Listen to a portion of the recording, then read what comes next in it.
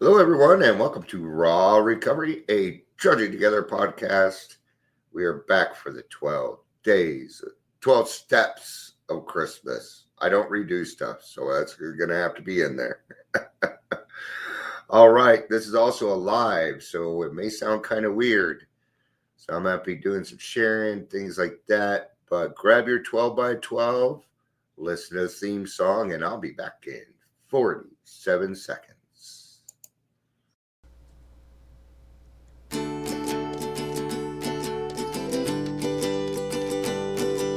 The woods can be dense for our acts. The sea can be deep for our diving. Hope comes and stops us in our tracks. Bravely we prove in our striving, trudging together each day. Where there's a will, there's a way. All right, and welcome back. We already got Leisure Man here. Good morning, Leisure. I know it looks a little weird. That is because this is also going to be a podcast. I'm going to podcast this too. So I had to put on my radio voice, do my regular sharing and stuff. So yeah, I apologize for my live watchers who are like, Dion, what in the heck are you doing? What is wrong with you? It's called Dion's Not in Any Pain. Now, I'm feeling exceptionally grateful today. There's a lot of great stuff going on in my life. I'm just trying to talk loud enough and long enough here so that you don't hear my clicking, which you probably do because I got a really good microphone. We got some neat stuff coming up. I have a regular podcast coming out today also, and that's going to be a little different in the sense that I know this person very well. I know their background. I did their 4-step, so you probably figured out what they are to me. You've probably figured out what they are to me. Let's see here. I just want to make sure I let everybody know. Yep, we're good to go. Now, usually I wait till about 3-minute mark to get started. It may happen a little sooner today, but let's kind of cover why I'm doing this. I have no idea. It was just a thought that came to mind, honestly. I saw that there were 12 more days to Christmas, and I figured, wow, what a great opportunity to be a little bit more artistic. I don't know that I'm necessarily a digital creator, but me talking and podcasting and live, this is my art. And it's something that I'm good at and I enjoy it very much. My art is helping other people, setting things up to help other people. And, I find that when I help other people make money, somehow I end up with money. So, it's just how life works. All right, let's do some introductions, which usually doesn't happen in the podcast. The podcast, unfortunately, folks, you do not see what's going on. So I will explain as much as I can while we were doing this. But welcome to the Daily Trudge and Raw Recovery, a Trudging Together podcast. I think that just confuses everybody. If you're here, please say hello, whether you're watching live or the rewatch. Now, sometimes we will have comments, and I will do my best. I will do my best for rewatchers and podcasters here. All right, just like we did with the 12 by 12 series, let's grab our 12 by 12. And we're going to go to page 21. 21. I'm going to take a little bit of talking juice here. I mean, you don't have the camera. You got to explain everything because there can't be any dead sound. Watch. See how uncomfortable that was? That was 2 seconds. I think it was probably less than that. I don't know if the counting in my head matches the actual counting in life. Let's get started. All right, step 1. admitted we were powerless over alcohol, and that's what that dash is there for. That's an and that our lives have become unmanageable. All right. Who cares to admit complete defeat? Practically no one, of course. Every natural instinct cries against the idea of personal powerlessness. It is truly awful to admit that, glass in hand, we have warped our minds into such an obsession for destructive drinking that only an act of providence can remove it from us. Yeah. What is that natural instinct? Well, it's survival, to live, and to procreate. Yeah. See, alcoholism frustrates natural desires. It does, because we don't know what we're doing. So, and then it goes on to say that, admit, glass in hand, even while I'm drinking, I'm like, I know this is no good for me, but somehow I'm able to take that, push it aside so that I can enjoy the merriment. And that's going to be in quotations of what I think might happen that night. Now, I'm going to, before I get started on this, I kind of want to tell a little bit of my story. Okay. Now, I had been drinking. It was not my first drink, but it was my first. Wow, I never thought of that. Even in the beginning of my drinking career, I drank alone. I just now thought of that. See, my mom, she's got 40 years of sobriety now, recovery under her belt. Okay. But, I would put the kids to sleep. My mom was passed out. What I would do is I'd go under her bed and I'd take 2 beers. Okay. And that didn't get me drunk. I just thought that's what adults did, because that's what I watched my parents do after they put the kids to bed and stuff, and growing up, right? Because alcoholism is a progressive disease. But what would happen is I was invited to a party, and I did not have any friends. I'm just going to keep it at that. It was the first party I was invited to, aside from, sleepovers, things like that I never went to. But what happened is I started drinking with these people, and suddenly Dion became cool. Well, I had been trying to fit in for 13 fucking years. So this was a magical moment for me. I can still feel it, how I was accepted, finally. But it wasn't a true acceptance, okay? And I would chase that moment for the rest of my drinking career. Never, ever, ever, ever to find it or feel it again. So you can't experience something new twice. But I didn't realize that. And I would chase that. So let's get back to the book. No other kind of bankruptcy is like this one. Alcohol now becomes the rapiest creditor, bleeds us of all self-sufficiency and all will to resist its demands.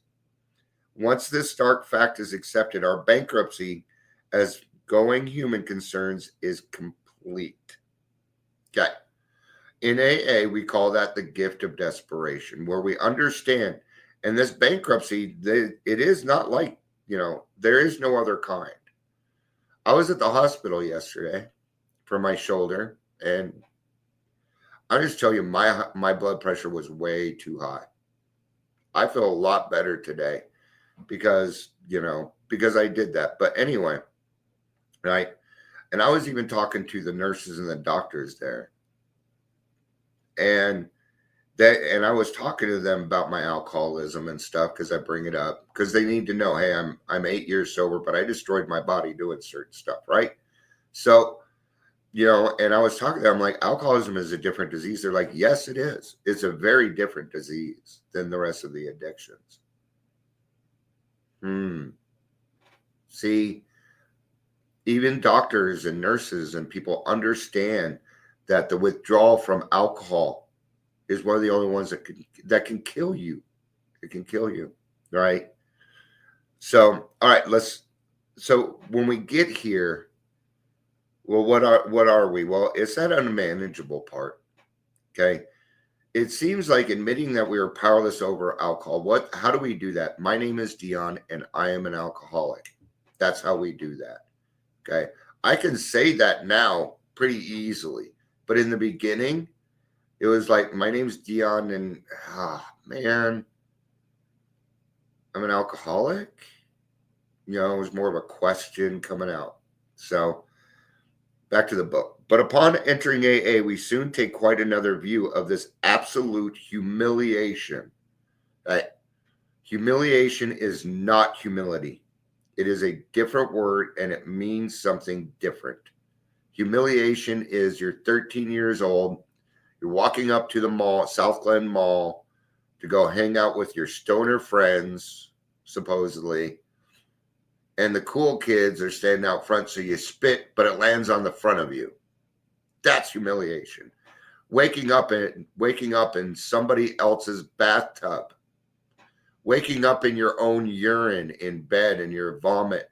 These are the absolute humiliations that we go through on a regular basis. Right?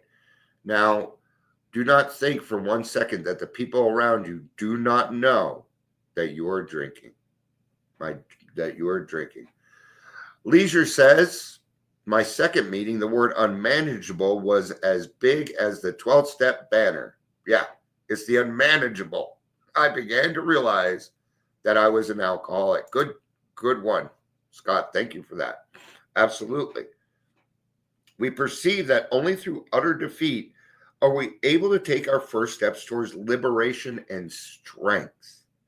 Our admissions of personal powerlessness finally turn out to be the firm bedrock upon which happy and purposeful lives may be built.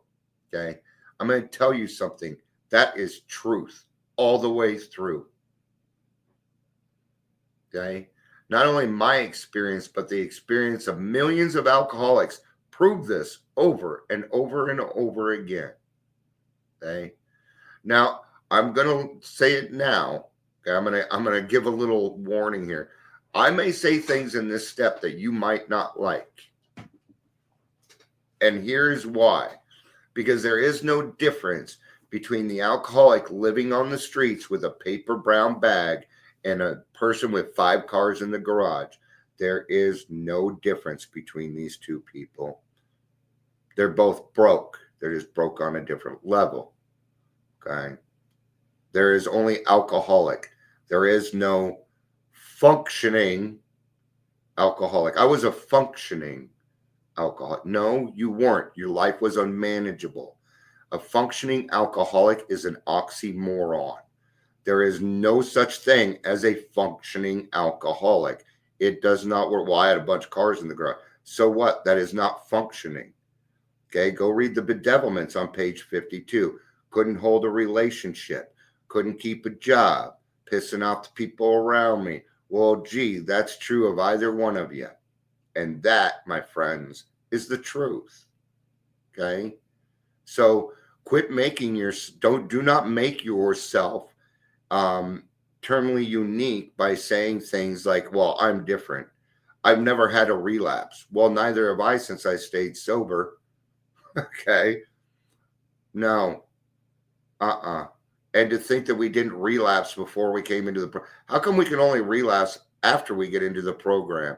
If you ever promised somebody, including yourself, that you would quit drinking and you did not, you have relapsed. Yeah. Leisure over here says, I'm a dysfunctional alcoholic. There we go. I will go with that. Because I can see it in me too. Now, am I still dysfunctional? Not as much, I think, is as close as I can get. But I have tools in my life that allow me to work around that dysfunction. All right. We perceived, we already did that part. We know that little good can come to any alcoholic who joins AA unless he has first accepted his devastating weakness and all of its consequences. Until he humbles himself, his sobriety, if any, will be precarious. Of real happiness, he will find none at all. Proved beyond doubt by an immense experience. What is the immense experience? Well, I don't know, the thousands and millions of alcoholics that came before you. Okay? We got to learn from the past or we are doomed to repeat it. It's happening right now. This is one of the facts of AA life. The principle that we shall find no enduring strength until we first admit complete defeat is the main taproot from which our whole society has sprung and flowered. I almost minced up my words here a little bit. I'm going to get to that. Leisure. So here it says, until we admit it. Now, this is what we call the first paradox of the program, that I will find no true independence until I am fully dependent upon a power greater than myself. And in the beginning, this can be really hard. Okay. There's trust issues. There's all these things. You don't want to believe these alcoholics, even though you know they're not fucking lying to you. But you just can't believe them. Or you think, well, that's not for me. Okay. This was hard for me to understand that anything involved with Dion in the beginning is just kind of a bad thing. Okay. All my best thoughts got me to AA. Okay. And I had all the knowledge. And it didn't do me a lick of good. All right. Leisure says it's like saying normal drinker. What the fuck does that mean? Exactly. What is normal drinking anymore? I don't know. The closest that I can come would be my wife. And I can tell you now, she has just as much sobriety as I do.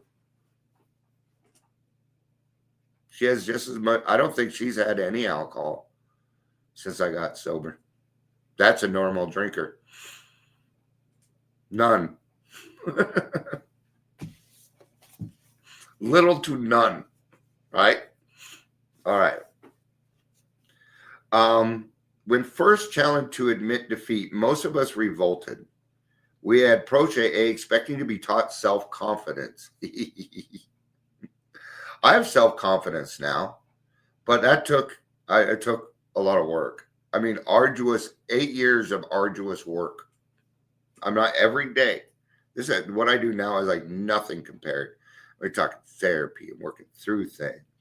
And a lot of us are diagnosed with more than just alcoholism, right? So there might be extra work to do, but now but by the time you're done, you'll have the tools to work on those things, right? So we cannot teach you self-confidence. Nobody can teach you self-confidence. What they can do is give you the tools to reach self-confidence, but it must be done yourself. That's a you thing. How do you build self-confidence? Well, that goes along with self-esteem. So you do esteemable things. And I will tell you the number one way to do that: help other people. Help other people. That's it. I was coming back from the hospital yesterday. I was still in a lot of pain, but I saw this man trying to take his garbage can up and his house faces north. His driveway does. So it's still icy and shit. And there was some ice there. He had his dog. You could see that he'd fallen down before. And so I turned around and got out of my car, and he wanted to talk. I had to get to a meeting. Okay. But now I'm going to talk to my kids about that. And what we're going to do is we're going to shovel his fucking driveway when it snows. That's service work. He doesn't need to know it's us. He will, because I introduced myself and he wanted to talk. And he's like, stop by anytime. How fucking beautiful is that? I may cry during this. I feel a huge sense of relief. So you might even have to hear me blow my nose. All right. Okay. These are tears of joy. Tears of joy. Joy and pain. Okay, I can't sing too much or things get canceled. God forbid we have fun and sing, without having to pay for it. Then we have been told that so far as alcohol is concerned, self-confidence was no good, whatever. In fact, it was a total liability. And it isn't self-confidence.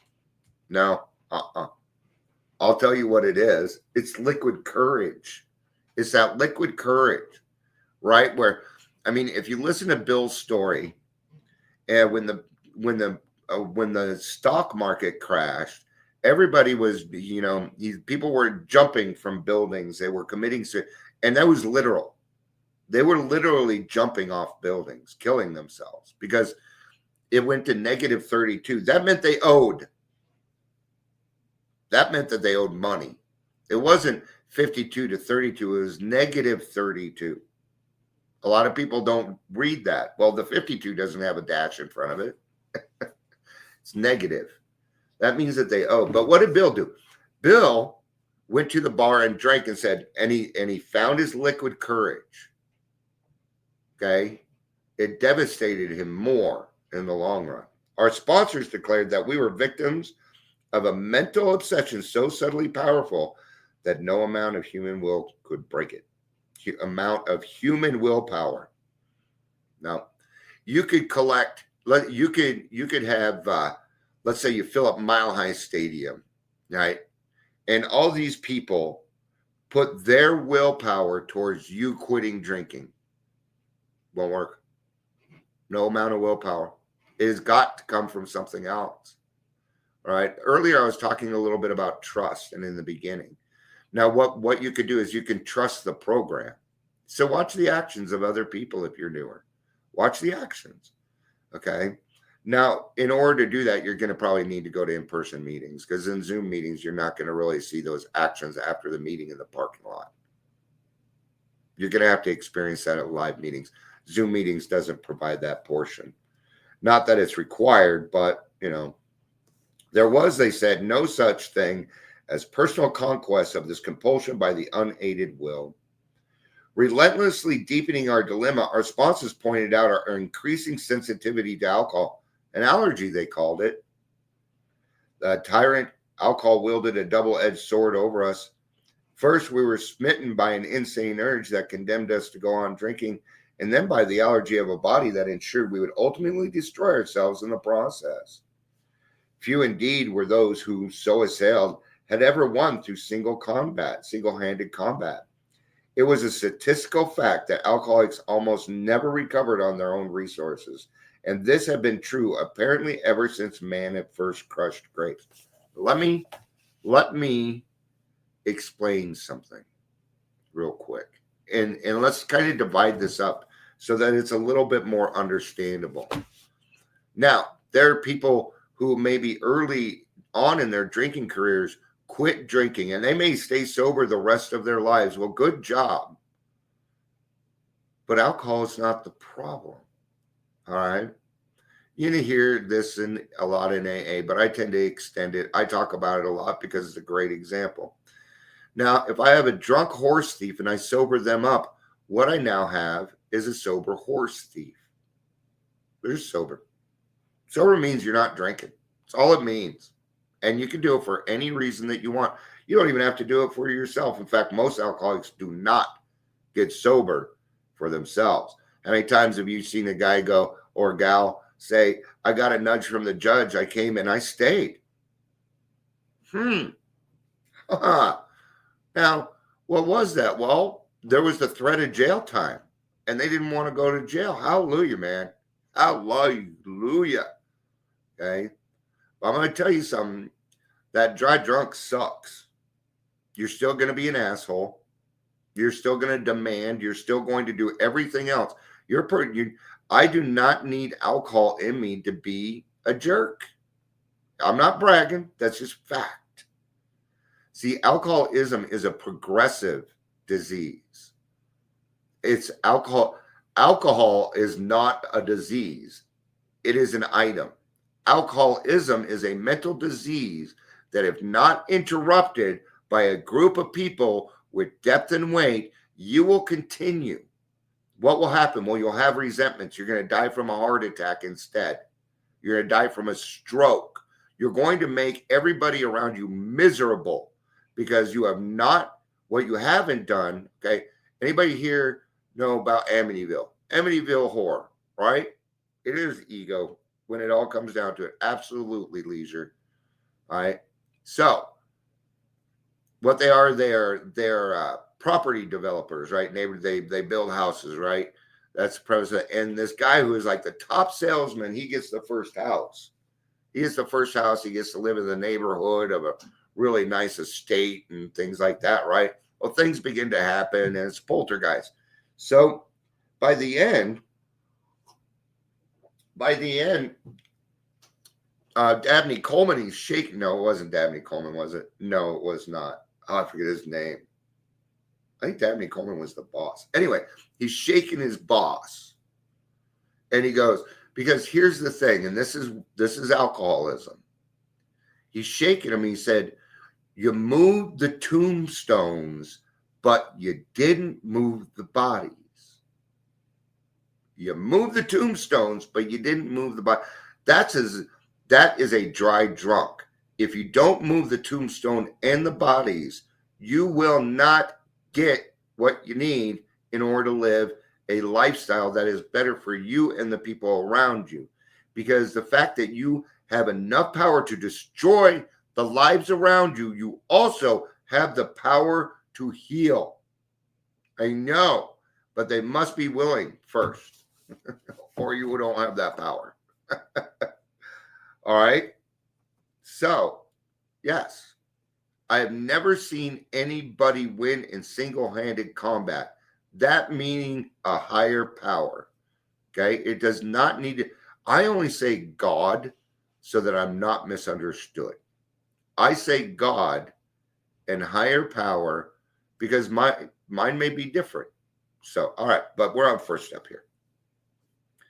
In AA's pioneering time, none but the most desperate cases could swallow and digest this unpalatable truth. Even these last gaspers often had difficulty in realizing how hopeless they actually were, but a few did. And when these laid hold of the AA principles with all the fervor with which the drowning sees life preservers, they almost invariably got well. That is why the first edition of the book, Alcoholics Anonymous, published when our membership was small, dealt with low bottom cases only. Many less desperate alcoholics tried AA, but did not succeed because they could not make the mission of hopelessness. Oh, that changed, didn't it? It did. I'm going to tell you something. Most of you would not have qualified. I would have, but you still had cars in the garage, and I would see how now that's going to work against you. See how that's going to now work against you. Okay. The thing is, our alcoholism started way. Let me rephrase that one because, I'm going to make an admission here. I don't know why my brain thought it saw something where science had proved that we were born with this, but I went back and looked at. I couldn't find it, so I'm going to go with the fact that science has not proven that.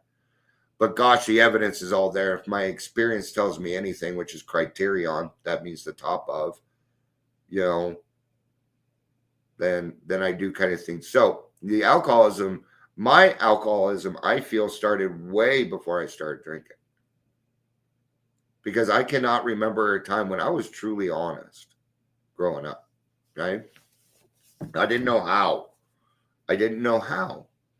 So, but good news here, it is a tremendous fact, or is tremendous satisfaction to record that in the following years has changed. Alcoholics who still had their health, their families, their jobs, and even 2 cars in the garage began to recognize their alcoholism. See, that's where they stole it from. It doesn't make you any different. We had to raise the bar to reach you. How you feel about that now? Oh, well, you had to raise the bar so you could reach me. I don't think you understand. Okay, let's put it a different way. We had to lower the bar so we could get to you. How about that? Now, how do you feel about it? See, we got to say it the right way. Anyway, as this trend grew, a trend. Okay, trend is fad, and it was a trend. Okay, it started as a trend. It's happening again right now, but they're leading you to the wrong place. If it leads you to their stuff, it's already wrong. I'm 8 years sober now, and I'm an expert. Oh, really? Okay. I'm 8 years sober, so I'm using my. Yeah. No, I'm not. I have a lot of experience and stuff, but I'm certainly not an expert. Uh, yeah. Let's put it this way. I don't want to be considered that because then that makes a lesser than or greater than sign in AA, and I refuse. I I refuse. Right. As this trend grew, they were joined by young people who were scarcely more than potential alcoholics. They were spared that last 10 or 15 years of literal hell the rest of it had gone through since step one requires an admission that our lives have become unmanageable. How could people such as these take these steps? I was living on Skid Row at 17. I does that qualify? Yeah, I would say so. Alcohol, and the thing is, I was 17. I didn't lose a car. Never had one. Didn't lose a house. Didn't have one. Didn't lose any child. I didn't lose anything except me, and there wasn't anything to lose.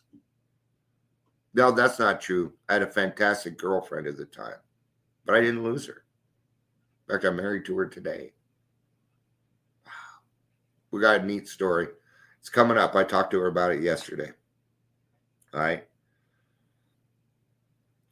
So I'm gonna talk about something else just real quick, and it's this right here. They were spared the last 10 or 15 years of literal hell. Now, when you have a mind full of AA and a belly full of booze, your brain creates a challenge. It's the scary part. See, I didn't lose anything. Well, I relapsed after 12 years of sobriety. I gained that stuff.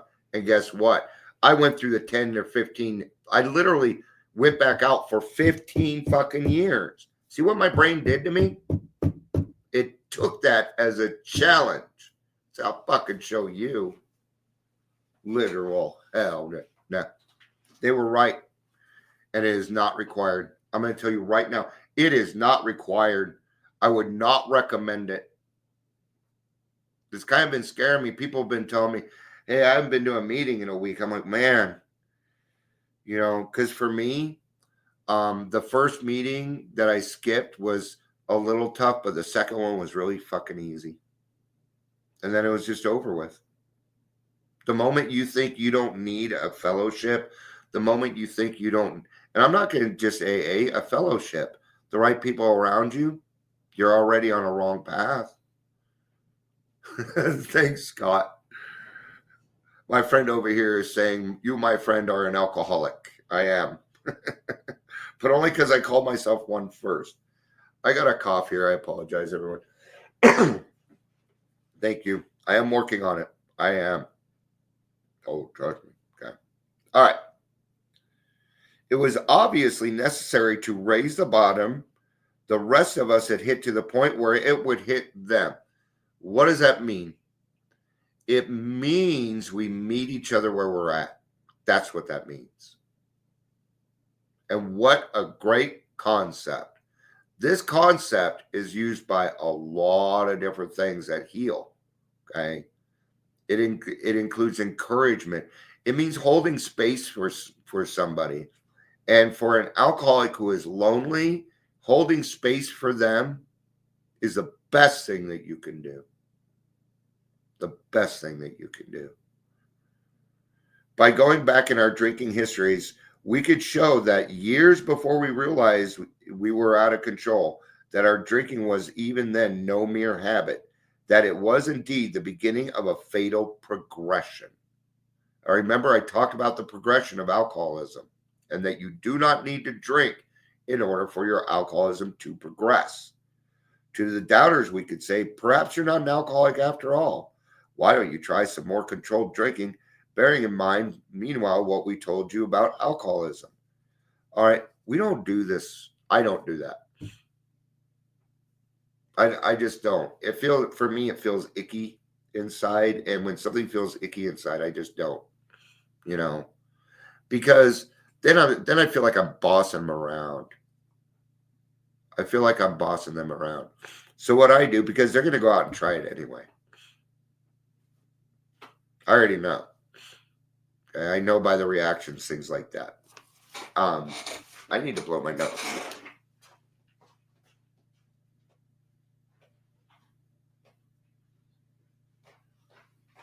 And sorry, podcasters, I know that there's a little bit of airtime there, but it can't be helped. Hold on.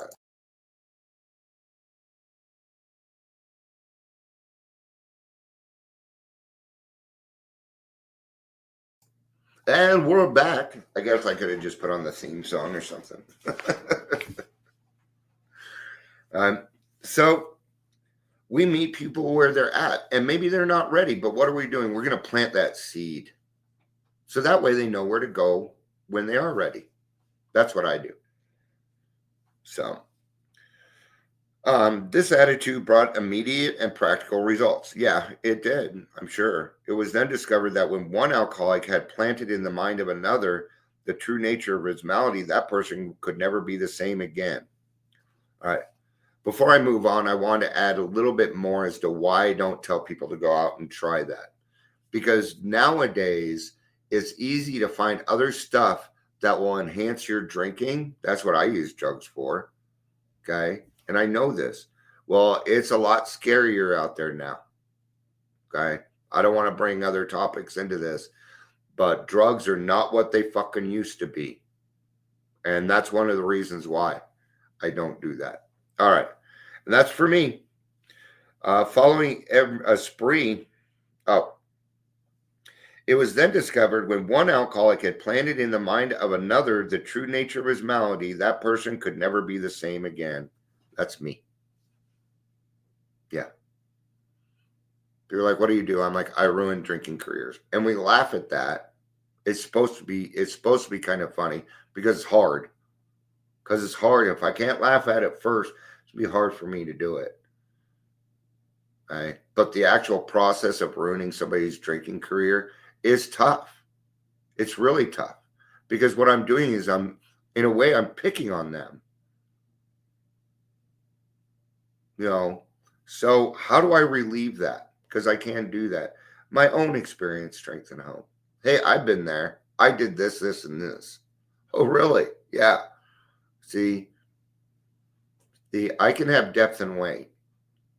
And yeah, I was gonna say something else, but it doesn't belong here. So following every spree, he would say to himself, maybe those AAs were right. Not maybe those Dions and stuff were right. No, AAs, man, because we are we. It's a we thing. All right. After a few such experience, often years before the onset of extreme difficulties, he would return to us convinced he had hit bottom as truly as any of us. John Barleycorn himself had become our best advocate. John Barleycorn is alcohol. Okay. There are a lot of people that don't know. Okay. Now, this is just a little off too. If you're in the program and you see little things like that and you don't know, it's okay to ask. Okay. Alcohol is made out of barley and corn, or a lot of it is. I don't know anymore.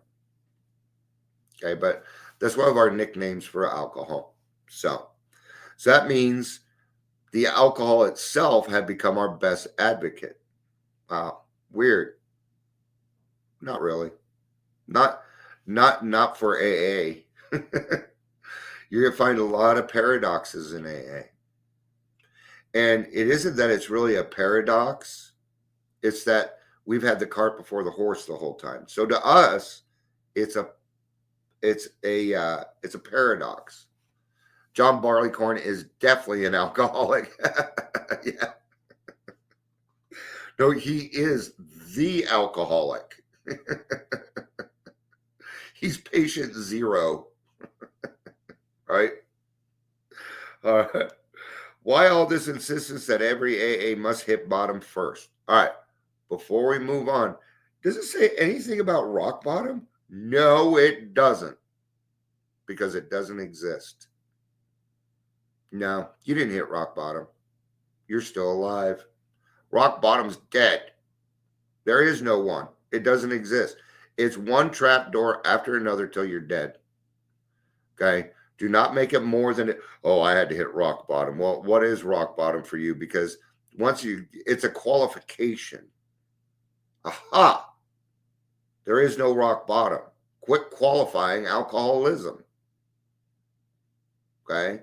What there is, and this is deep breaths, Dion, deep breaths. Okay. What we have is psychic change.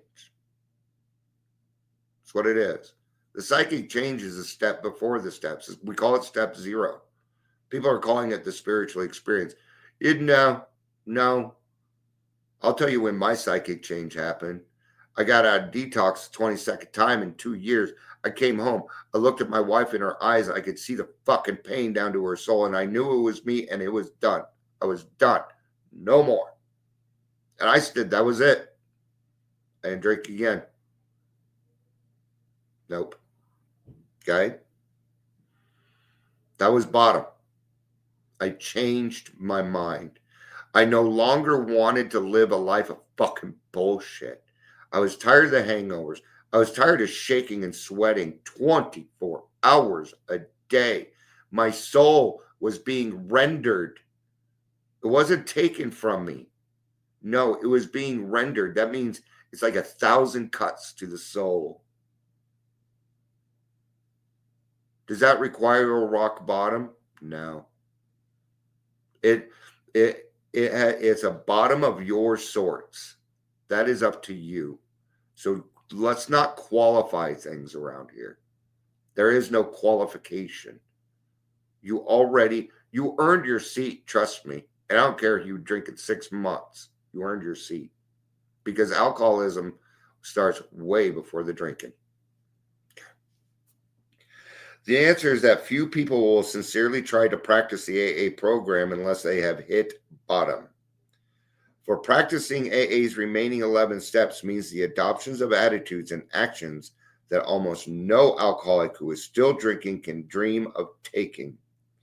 Who wishes to be rigorously honest and tolerant? Who wants to confess his faults to another and make restitution for harm done? Who cares anything about a higher power, let alone meditation and prayer? Who wants to sacrifice time and energy and try to carry AA's message to the next sufferer? No. The average alcoholic, self-centered in the extreme, doesn't care for this prospect unless he has to do these things in order to stay alive himself. I don't agree with that. I just don't agree with it. I hear what he's saying. Yeah, thank you, Leisure. Yeah, that's another one is called the jumping off point. It means, yeah, what you're going to do is you're going to jump off that cliff and your higher power is going to catch you. I did it. I was caught. I watch people jump off that cliff all the time. Now, when I first got here, death did not scare me.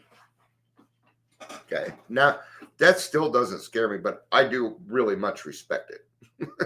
Okay. So, when I got here, I wanted me dead. I mean, if there was anybody in this world I wanted dead, it was me. I hated me so much. And our hate runs deep.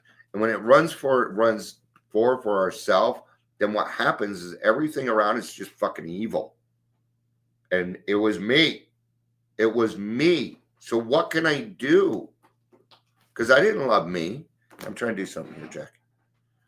Right? So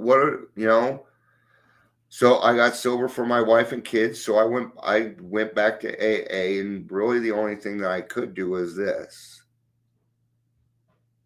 I would have to sit in the middle of the herd, and I would have to let everybody in AA love me until I could learn how to love myself.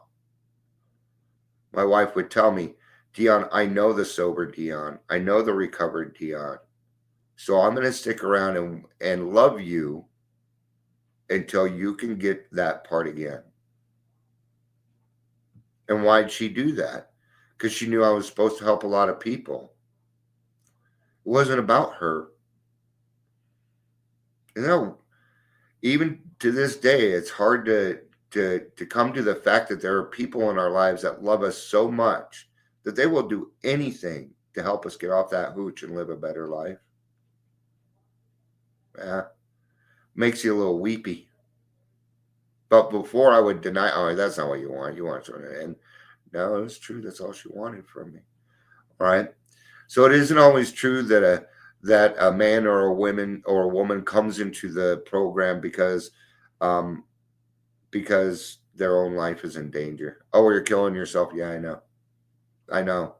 Go the fuck away. Right? Sound familiar? All right, we got one more paragraph. Under the lash of alcoholism, we are driven to AA. And there we discover the fatal nature of our situation. Yeah. We're not going to know it before then. Until you talk to another alcoholic who's working the program, they don't even need to be a recovered alcoholic yet or done the steps, is really what that means. You know, they could have 2 weeks, but you're on day one, and they can sit there and tell you, I've been here 2 weeks. I didn't want to come in here, but yet my life is getting better. My life is getting better. Then and only then do we become as open-minded to the conviction and as willing to listen as the dying can be. We stand ready to do anything which will lift this merciless obsession from us. And I can tell you this, if you do the work, if you do the rarely have we seen a person fail who has thoroughly followed our path, that obsession will be removed. But it's going to take a little time. It's going to take some humility on your part. You're going to really want it. See, this program isn't for people that need it. This program is for people that want it. That's the hard part. It really is. All right. This is step 1 for the 12 steps of Christmas. Oh, what a cheesy. This is kind of cheesy, but it'll work. So thank you to my podcast listeners, to my live listeners. Leisure, thanks for chipping in today. I certainly appreciate it. And thank you, everybody, for being here. Tomorrow we will cover step 2. In the meantime, be nice to yourself. Be kind to you first. Be kind to you first. Thank you all for being here. I appreciate it. I love you. You know I do. Peace out and have a day.